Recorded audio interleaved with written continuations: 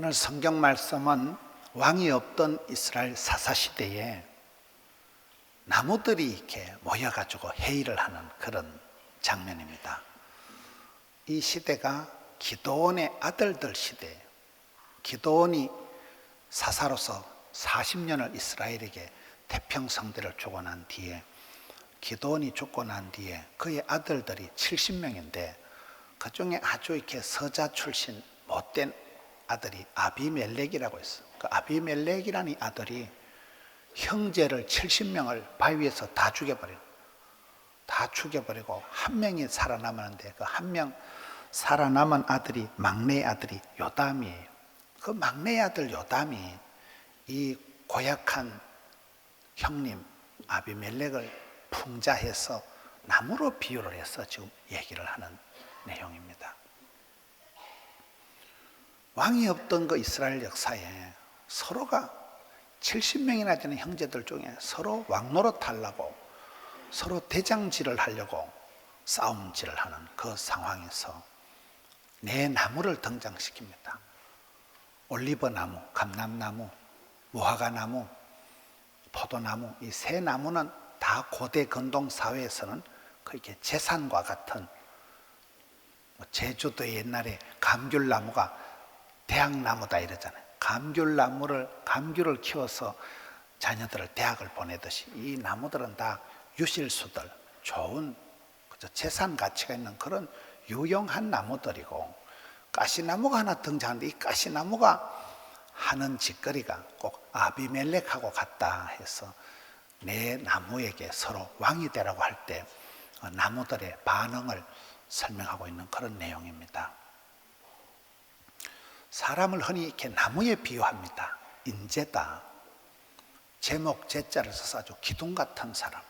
여러분, 아무리 건물이 이렇게 커도 기둥이 많지가 않습니다. 우리는 이 번당에 기둥이 하나도 없잖아요.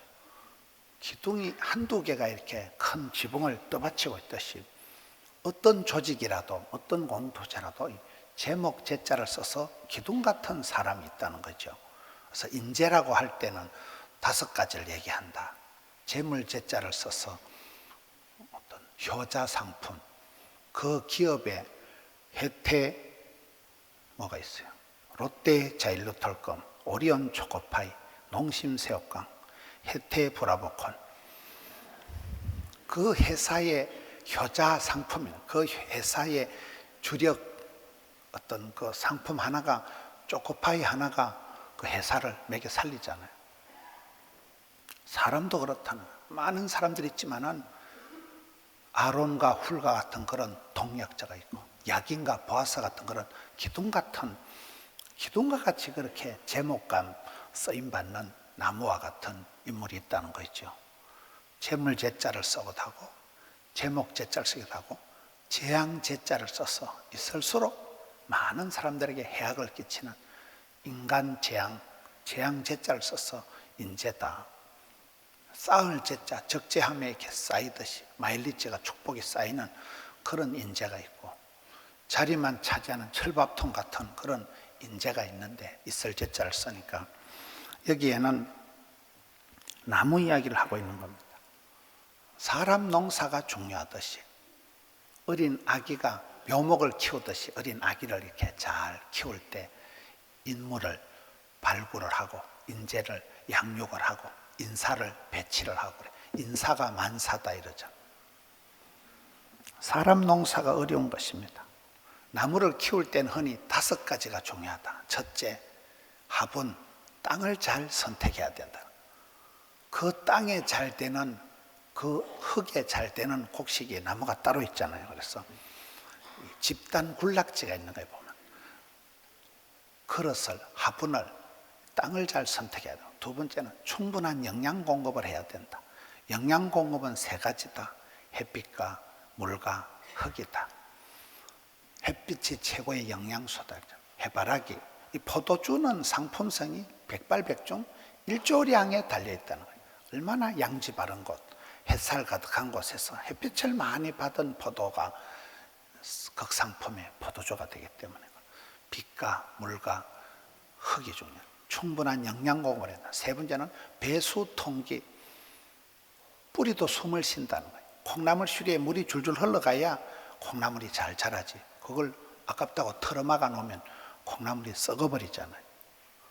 물이 잘 흘러가야 된다. 호흡을, 배수, 통기, 공기가 통해야 된다. 네 번째는 병충해를 방지해야 되는. 요즘 시골에 가보면 무농약은 없고 저농약이 있을 따름. 농약을 전혀 안 치면 아예 농사가 안 됩니다. 다 그냥 이파리가 꼬들해지고 식물이 그냥 병충해에 다 죽어버립니다. 과실이 달려있질 않아요. 다 떨어져 버립니다.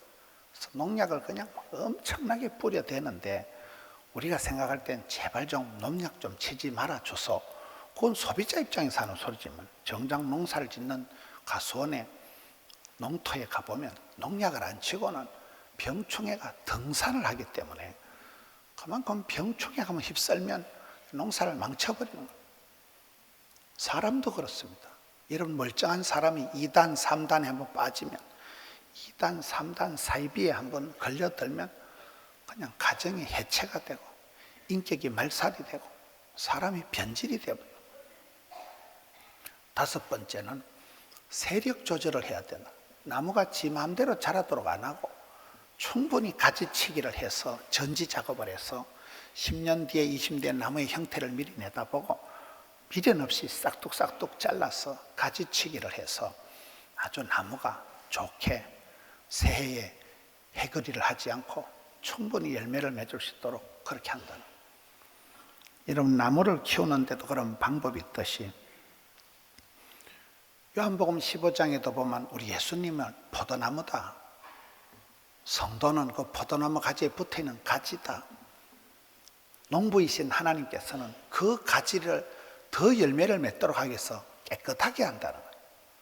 열매를 맺는다고 가만두면 안 되고 사정없이 전지 작업을 해서 더 가지를 깨끗하게 할 때 튼튼한 가지, 건강한 가지가 돼서 새해에 더 많은 열매를 맺기 위해도록 전지 작업을 한다는 거죠. 좋은 땅에 좋은 씨앗이 좋은 열매가 좋은 나무가 되는 거잖아요. 옥토 운동을 하는데 그랬다. 옥토 운동. 우리의 마음밭을 돌짝밭같이 가시밭같이 길가밭같이 그렇게 만들지 말고 내 마음 나도 몰라 하지 말고 내 마음의 풍금을 연주를 하듯이 내 마음의 밭을 묵은 땅을 기경해서 이 겨울에도 시골에 가보면 농토를 놀리지 않습니다. 묵은 땅을 갈아엎어서 땅이 호흡을 하게 하고 거기에 석회를 넣어서 황토를 넣어서 사정없이 객토 작업을 해서 산성화된 땅을 알칼리성으로 땅을 만드는 거예요. 겨울 동안에 땅을 이렇게 묵은 땅을 기경해서 옥토로 좋은 땅으로 만드는 거예요. 여러분 좋은 사람이 왕대밭에 왕대 나는 거예요. 우리가 좋은 마음씨, 좋은 토양을 내가 만들어 가야 돼요. 주인 닮은 정은 내가 항상 내 마음을 어떻게 부드럽게 원만하게 여유있게 따뜻하게 좋은 땅 옥토를 만들어서 거기에 복음이 떨어지면 여러분 너희는 그리스도의 향기요 너희는 그리스도의 편지요 너희는 그리스도의 나무니까 좋은 나무가 자라는. 그래도 종자가 거시기 하거든. 로마서 11장에 보면 돌감나무인 네가 젖붙임이 되어 참 감람나무 뿌리의 진액을 함께 받는 자가 되었다. 시골에 가보면 땡감나무가 따로 있고 대봉이 따로 있고 단감이 따로 있고 감나무 이파리는 똑같은데 가을에 열매를 보면 영 다릅니다. 저희 고향에 쓸 때 고엽나무라고 했어요. 고엽나무가 감나무하고 이파리는 똑같은데 나중에 보면 감나무에는 감이 이따만한 게 달리는데 고엽나무에는 지불할 만한 조그만한 게 고염이라고 달리는 거예요. 이파리는 똑같아요. 나무는. 저와 여러분이 본질적으로 참 악종 같고 못돼 먹은 그런 인간 같을 때는 우리가 예수를 믿어서 주님을 의지해서 주님을 믿으면 젖붙임이 된다는 그런 돌감나무가 참감람나무가 되듯이 땡감나무가 단감나무가 되듯이 젖붙임을 해서라도 좋은 땅에 묵은 땅에서 좋은 나무를 붙여서 마침내 좋은 열매를 맺는 것입니다. 마태복음 7장에 보니까 좋은 나무는 그 열매로 알 수가 있다. 연말이 되고 우리가 사역의 열매, 모든 건 열매가 나와야 되는 거예요. 열매가 있어야, 결실이 있어야 되는 거예요. 오늘 성경 말씀은 이 기드온의 아들들 70명 중에 아비멜렉과 그 살아남은 막내 아들 요담이, 이 요담의 가시나무를 이 아비멜렉에 비유를 한 그런 나무 이야기가 오늘 본문의 말씀입니다. 저는 오늘 본문의 말씀을 묵상하면서 첫 번째 생각한 것이 우리가 왕이 되려고 애쓰지 마라. 삶을 주도하려고 하지 마라. 왕이 없던 이 시대에 이스라엘 백성들이 서로 대장질하려고 도토리 키재기 하듯이 하는 시대가 이때거든요. 지금도 그렇잖아요. 대한민국이 시끄러운 것이, 미국이 시끄러운 것은 다 대통령 때문에 그렇더라고요. 대통령 중심제인 이 나라에서는 어쩔 수 없이 대통령 한 사람 때문에 정치, 경제, 군사, 문화, 교육, 모든 사회 전반적인 부분이 막대한 영향을 받게 되는 거예요.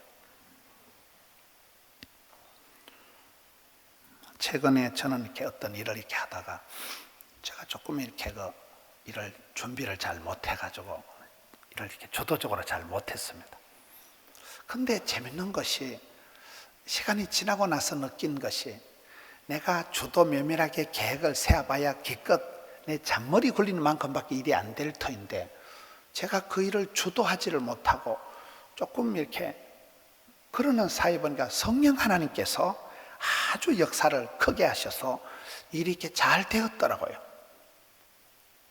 그래서 우리가 모든 인생을 내가 마음대로 경영하고 계획하고 디자인하고 욕심부리고 그런다고 내 인생이 되는 게 아니에요. 성령보다 앞서지 마라. 기도보다 말씀보다 앞서지 마라. 그 말이더라고요. 여기는 서로 왕노릇하려고 대장질하려고 설치는데, 만왕의 왕 내 주께서, 만왕의 왕은 우리의 모든 삶을 주관하시는 만유의 주는 따로 계시는 거예요. 우리가 리더십을 얘기하기 전에 팔로우십을, 파트너십을, 서번터십을, 스튜어드십을, 시티즌십을 가져라. 우리는 왕이 아니에요. 주님을 따라가는 제자예요. 주를 따르는 팔로우들이에요. 우리는 대장이 아니에요. 주님이 만왕의 왕이고 만유의 주가 주님이 하시고, 우리는 주님의 제자요, 동력자요, 파트너십을 가지고 함께 동력하는, 우리는 하나님 나라의 하나님이 아닙니다. 우리는 하나님 나라의 시민권자, 시티즌십을 가지고 있는 자들이라. 우리는 삶을 다 주도할 필요도 없고 주도할 수도 없는 거예요. 하나님께서 우리 인생을 주관하시는 거예요. 역사는 사람들이 투표하고 사람들이 이렇게 대장질을 하는 것 같지만은, 여러분, 세계 역사를 섭리하시고 주관하신 하나님께서 세울 자를 세우고 패할 자를 패하고, 사람들의 여론은 힐러리가 될 것 같지만 또 역사는 트럼프가 왕이 되고, 왕이 되었다고 또 다 좋은 것도 아닌가요? 먼저 된 자가 나중되고 터질 게 터지고. 역사의 오늘 말씀을 보면서 성령보다 앞서지 마라. 저와 여러분이 모든 인생을 다 주도할 필요가 없어요. 성령님께서 나를 도우시며, 성령께서 연약한 자를 도우시며, 성령님께서 나를 변화하시고 대언하시고 위로하시기 때문에 여기에 왕들을 세워가는데, 새 나무는 공통적으로 왕을 좋게 생각을 안 합니다. 감람나무야, 포도나무야, 무화과나무야, 왕이 되라니까 새 나무는 다 노 땡큐. 자기는 그런 다른 나무들 위에 서서 우쭐거리는 게 싫다는 거예요. 그런데 가시나무는 반대예요. 가시나무는 막 드디어 때가 왔다 이래가지고 자기가 대장질을 하는데, 인간의 속성을 나무를 통해서 보여줍니다. 감람나무야, 네가 우리의 왕이 되어 달라고 하니까 감람나무가 하는 말이, 내게 있는 나의 기름으로 하나님과 사람을 영화롭게 하지 내 것을 버리고 다른 나무들 위에 우쭐거리지 않는다는 거예요. 하나님은 공평하시기 때문에 누구든지 다 밥 벌어먹고 시집장가 가서 반듯하게 살아가도록 하나님께 우리 속에 보물지도를 그려놓으시고 우리 속에 감추인 보석을 넣어놓으시고 저와 여러분이 얼마든지 사랑받고 존경받고 살아가도록 하나님께서 우리 속에 하나님 형상을 따라 오리지널 필살기 미천을 깔아놓으셨다는 거예요. 감람나무다. 여러분 유럽에 가보면 유럽의 성지순례나 이런 여행을 가보시면 하나님께서 유럽 사람들에게 주신 크나큰 축복 중에 하나가 올리브유를 준 거예요. 감람나무를 준 거예요. 그게 그 사람들에게 얼마나 유익하고 건강에 좋고, 이 감람나무는 올리브유는 내게 있는 이 기름 올리브유를 가지고 나는 하나님과 사람을 영화롭게 하는 존재지 내 번년의 이것을 버리고 내가 다른 나무들 사이에 뭐 우쭐거리고 그런 거 관심 없다는 거예요. 여러분, 가장 나다운 것이 세계적인 것입니다. 올리브유, 그 자기만이 가지고 있는 그 기름을 가지고 자기는 하나님을 영화롭게, 사람을 영화롭게 한다는 향료 옥합을 가지고. 제가 최근에 어떤 사역에 대박을 이룬 귀한 분과 이렇게 교제를 하면서 그분하고 얘기를 하는데 제가 그분한테 딱 두 가지 얘기를 들었어요. 따라합시다. 영성과 정성. 하나님 앞에서는 영빨이 있어야 된다. 기도의 영빨, 영적인 권능이, 영성이, 신앙에 있어서는 영성이 있어야 되고, 일을 할 때 있어서는 인간관계에서 사역을 할 때는 반드시 정성이 있어야 된다. 그분은 그 한 사역을 하는데 19년을 투자한 분이 계속 안 되는 줄 알면서도 엄청난 손해를 보면서도 그 사역에 19년을 오랫동안 투자를 했는데 철저히 하나님 중심, 철저히 하나님께서 역사하신다. 성령님께서 부어주시면 된다. 철저히 하나님을 의지하고 하나님 중심으로 실패를 해도 포기하지 않고 영성이 있고, 두 번째는 사람을 감동시킬 만큼 정성을 가지고 그렇게 알뜰하게, 그렇게 치열하게 살아가니까 대박. 우리가 어떨 때는 영적인 수준이 인본적인 그런 과시적인 정욕적인 현세적인 그런 것이 문제있지만 그 사람은 위로는 영성, 그리고 일에 있어서 깜짝 놀랄 만큼 그렇게 치열하게 준비를 해서 정성과 영성을 깃드니까 실패할 리가 없죠. 이 지금 감람나무의 역할은 하나님을 영화롭게, 사람을 영화롭게 하는 게 자기의 본연의 임무지 뭐 다른 나무들 위에 우쭐거릴 그럴 생각 없다는. 예수 믿는 사람은 거절할 줄 아는 사람들. 누가 술 사준다고, 밥 사준다고, 좋은 자리를 제안한다고 덥석 무는 게 아닙니다. 다니엘이 왕의 진미를 거절했듯이, 모세가 바로의 공주의 아들이라 칭함을 거절했듯이, 여기 감람나무는 왕 노릇하라는 걸 거절한 거예요. 그거는 나한테 의미가 없고 나는 내 본연의 이 올리브유, 이 기름을 가지고 하나님을, 사람을 나는 유익하게 하는 존재다.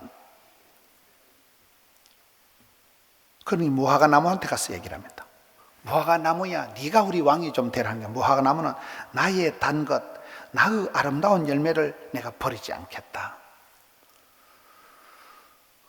무화과 나무가 뭐 아름다운 건 아니잖아요. 그렇지만은 그 무화과 나무가 나의 달달한 것, 사람은 누구든지 자기만의 향이 있고 자기만의 컬러가 있고 자기만의 어떤 그 있잖아요. 무화과 나무가 있는 그 달콤한 달달한 이것을, 그 아름다운 열매를 자기는 포기하지 않겠다.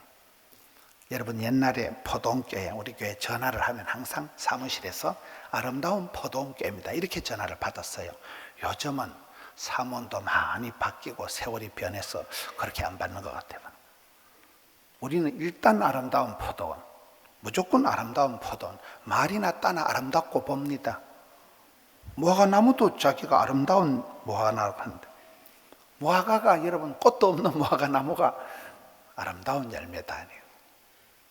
하나님 보시기에 우리는 아름다운 존재요. 하나님 보실 때 누구든지 고요한 사랑받고 축복받고 은총받고 귀염둥이 예쁜둥이 우리 자기 한국도 자기 다 하나님 보실 때 우리는 아름다운 그 자리를 가장 나다운 자리를 비교 불가능한 대체 불가능한 내 목소리로 내 향기로 내 꽃으로 내 열매로 해야 될 일이 있나 그거를 지금 무화과 나무가 그거를 지키고 나는 왕노릇 안 하겠다는 거예요. 세 번째 포도나무한테 갑니다. 포도나무도 하는 말이 하나님과 사람을 기쁘시게 한다는 거예요. 여러분 사랑의 대상이 되는 게 좋다 그랬어요. 기쁨의 대상이 되는 게 더 좋다 그랬어요. 사랑의 대상은 못난 내 아들이라도 못난 내 딸이라도 애물단지 같은 자식이라도 부모님은 그 딸에 대한 사랑을 포기할 수가 없습니다. 그래서 사랑의 대상은 하나님이 우리를 그저 긍휼히 여기시고 우리를 사랑해 주시는 그 사랑의 대상은 아무나 될 수 있는 거예요. 기쁨의 대상은 생각만 해도 가슴이 설레이고 마음에 기쁨이 일어나는 존재는 다르다니까요. 우리는 사랑받는 자로서 머물러 있지 말고 마침내 나 주의 기쁨이 되리라. 이 지금 포도나무는 그 얘기를 하는 거예요. 나는 내가 주님을 기쁘시게 하는 존재지. 내가 사람들 앞에 우쭐거리고 사람들 앞에 도토리 캐지게 하듯이 거기서 대장질 하는데 관심 없다는 거예요. 포도주는 제사를 드릴 때 전제로 이렇게 쓰이기 때문에 그걸 하나님을 기쁘시게 한다. 새 나무들은 다 보면 고대 건동 사회에서 아주 가장 중요한 유실소로 이 열매는 곡식과 같이 아주 중요한 재산 가치로 쓰이기 때문에 이 아름다운 열매, 좋은 나무들은 자기 자리를 지키겠다는 거예요. 그런데 가시나무는 다릅니다. 가시나무는 오늘 보면 땅을 황폐하고 농사를 방해하는 이 가시나무는 이게 이제 아비멜렉이라는 그 형제를 얘기하는 거예요. 형제가 70명인데 70명을 바위 위에서 다 죽여버렸다니까요. 지가 대장하려고. 저희 교회 뒤쪽에 이렇게 소나무 숲이 있습니다. 이렇게 보면요, 소나무하고 가시나무가 이렇게 같이 자라면 어떤 현상이 벌어지는가 하면 봄, 여름에는 표가 안 나는데 지금 겨울에 딱 보면 소나무가 이렇게 자라는데 그 옆에 가시나무가 같이 붙어 있으면 소나무가 다 죽어버리는 거예요. 겨울철에 나무 이파리가 다 떨어지고 이제 줄기만 있는 걸 보면 가시나무는 그대로 왕성하게 자라고 있고 그 옆에 있는 소나무는 절반이 잎이 하나도 없는 거예요. 절반이 그냥 없어져 버려요. 절반이 나무가 자라지 않고 없어지고 이쪽 절반만 이파리가 있더라고요. 이 가시나무는 숲을 망칩니다. 가시나무는 그 자체가 제목감이 아니에요. 그걸 가시나무를 가지고 뭐 기둥을 만들 수가 없어요. 제목감도 안 되면서도 다른 나무의 성장을 방해하고 결국은 살림을 황폐하게 하는 게 이 가시나무는 백해무익한 존재가 이게 아비멜렉이 하는 처사가 좀 그렇다는 거예요. 그 뒤에 23절에 가서 보면 악한 영을 보내어 배반하게 한다. 가시나무의 역사는 내부 균열, 자중질환이 일어나게 되고 그리고 31절에 가서 보면 그 한 여인이 맷돌 이렇게 돌리는 그 돌판을 성에서 집어 던졌는데 아비멜렉이 막 우연히 그거 맞아 죽어버리는 거예요. 어이없이 70명의 형제를 한 바위에서 다 죽인 이 악독한 아비멜렉이라는 사람이 왕노릇 한다고 설치는데 여자 하나가 성에서 맷돌 뚜껑을 집어 던졌는데 해필 그게 맞아서 그대로 죽어버린 거예요.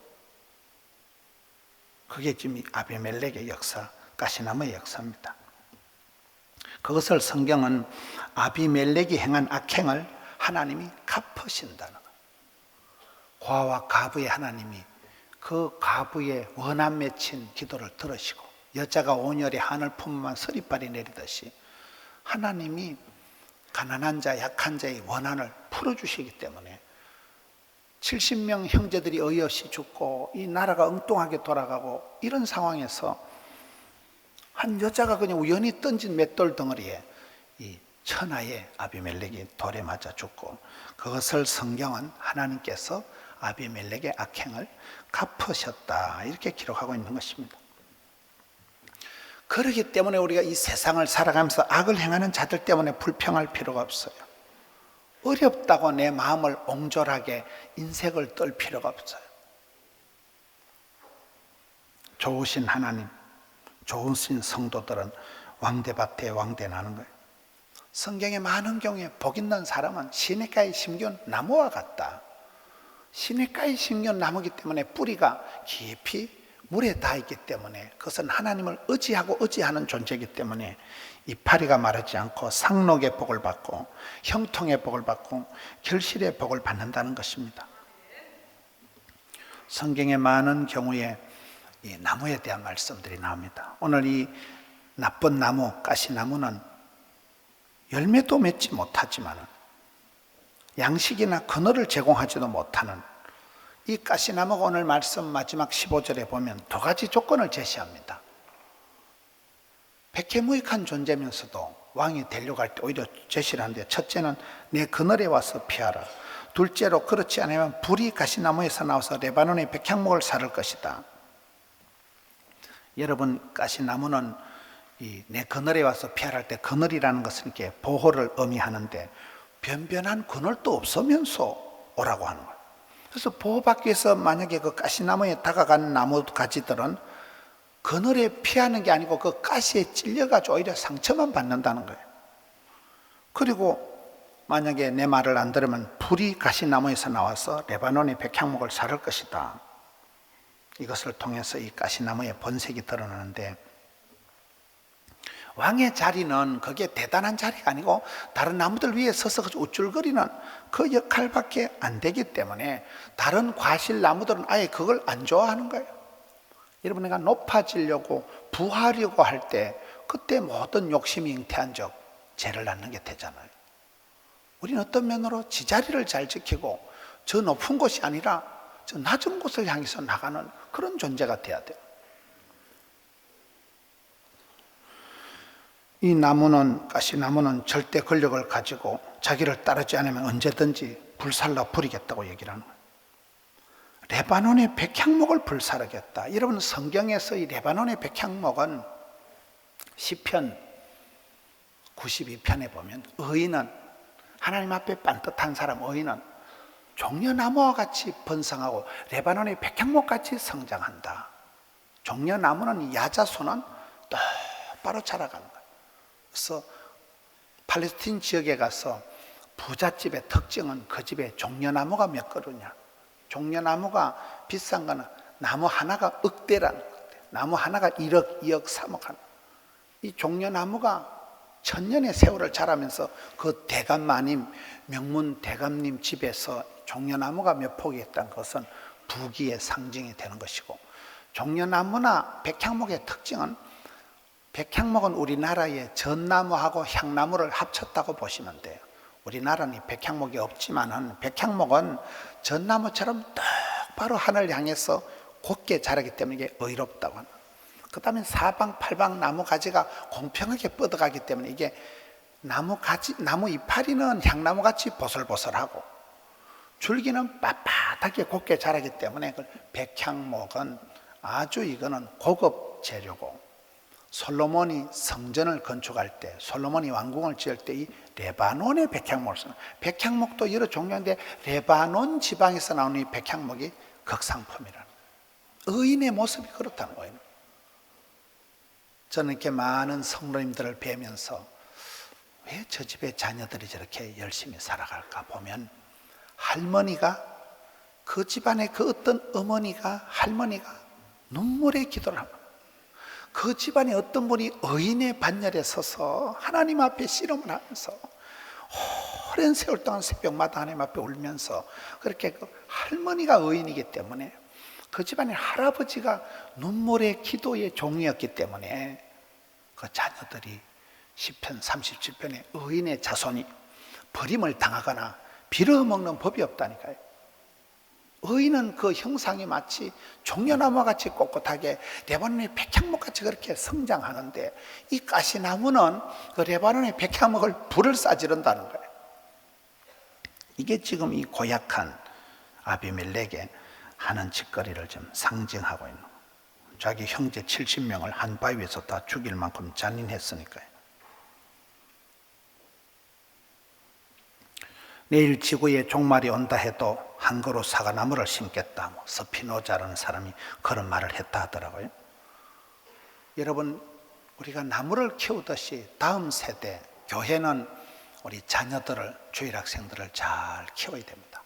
어린 묘목을 잘 심어서 거름을 주고 물을 주고 가꾸어 가듯이. 여러분, 세월이 지나보면 못생긴 나무가 산을 지킨다는 말이 있습니다. 잘생긴 나무는 남들이 다 뽑아간다니까요. 못생긴 나무는 아무도 안 건드리니까 그 버려진 못생긴 나무가 어리를 지키고 끝까지 산을 지키듯이 우리의 삶에도 그렇습니다. 지금은 우리 아이들이 신통찮고 우리 자녀들이, 주일학생들이 말썽꾸러기같이 이 아이들이 자라서 그 어느 순간 백향목같이 종려나무 같은 역할을 하는 거예요. 샘 곁에 무성한 가지가 요셉의 별명입니다. 잊혀지고 버려지고 인신매매가 되고 재수 생활을 하고 그런 남의 나라에 끌려가서 인권도 없는 노예 생활을 했던, 계속 그런 참 버려진 세월을 살았던 요셉을 성경은 너는 샘 곁에 심겨온 가지다. 네 가지가 담장을 넘었도다. 얼마나 무성하게 자랐으면 이 쓰잘데없는 자식, 애물단지 버려진 잊혀진 자식 같던 이 요셉이가 담장을 넘어서 해외로 끌려가가지고 여러분 그곳에서 이스라엘 민족을 보존하는 그 역할을 하게 되잖아요. 샘 곁에 무성한 것이다. 제가 지난주에 어떤 글을 보니까 어떤 우리나라의 그 CEO들의 회장님들의 좌우명이 쭉 있더라고요. 한 30명 정도는. 그 중에 한 분의 글을 보니까 자기 삶의 좌우명은 이렇게 봄철에 새순이 돋아날 때는 새순, 이파리, 새싹이 이렇게 돋아나면 새싹이 그 열이 뒤열이고 연두색고 새싹이 자기를 짓누르는 대지를 뚫고 자기 힘으로, 자기 스스로 힘으로 뽀짝뽀짝 흙을 뚫고 돋아난다는 거예요. 이런 얘기를 들으면 좀 마음이 이래 좀 쎄뜻하지 않습니까? 겨울 동안 죽은 것 같은 시커먼 나무 가지에 생명이 있기 때문에, 그 씨앗이 있기 때문에 그 순이 딱 틀 때는 봄에 파란 연두색, 그것이 겨울의 그 북풍 한설을 이기고 새순이 튀어서 움이 터서 이파리가 피어나고 꽃이 피고 열매가 주렁주렁 맺히는 거죠. 어린 새싹은 아무리 동네 저희들이 어릴 때 그 뒷동산에 개구장이들 모여서 겨울 내내 동안 숨바꼭질하고 그 땅이 그냥 절판처럼 뺀질뺀질한 땅을 봄철이 되면요, 그 연약한 싹이 잔디가 다 뚫고 올라온다니까요. 생명은 씨가 있기 때문에, 생명은 생명력이 있기 때문에 스스로 힘으로 그 대지를, 흙을 뚫고 일어난다는 거죠. 그게 어떤 CEO의 좌우명이더라고요. 저는 요즘 이렇게 설교를 하면 노래를 한 판씩 부르는데, 지난주에는 낯성에 가면 편지를, 오늘은 제가 또 노래를 한 곡 준비를 해왔어요. 남산 위에 저 소나무 철갑을 두른 듯 바람서리 불변함은 우리 기상일세. 여러분은 아무 감동도 없는 가본데 이게 저는 바람 소리인 줄 알았는데 바람 서리더라고요. 바람 소리에 그냥 아니고 겨울 바람과 그 서리가 내려와도 남산 위에 소나무는 철갑을 두른 듯 그 불변하는 푸른 기상을 말하는 거잖아요. 대한민국에는 대한민국 방방곡곡에 소나무가 있잖아요.